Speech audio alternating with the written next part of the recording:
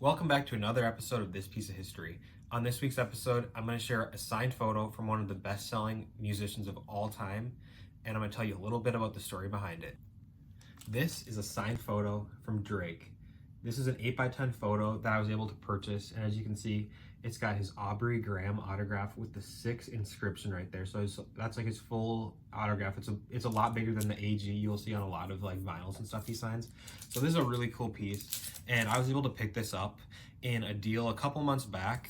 Pretty much the backstory behind it was I had some handwritten lyrics from Drake that he wrote back in like 2010 or 11, like pretty early in his career, and I got into them for a very good price.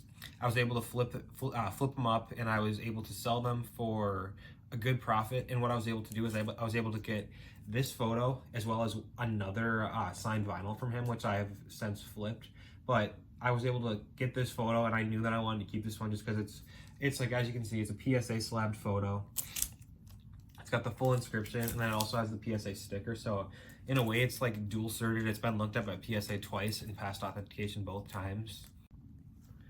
This piece, once again, is a long-term hold for me, and it's something that I just think over the next couple decades can increase greatly in price. I really think Drake is one of those legacy artists that, like, decades from now, people still are attending his like arena shows. It's like one of those like Michael Jackson type, Prince type artists, just like massive artists that people will love for decades and decades to come. So overall, this is one of my favorite pieces in my collection, and it will be in my collection forever.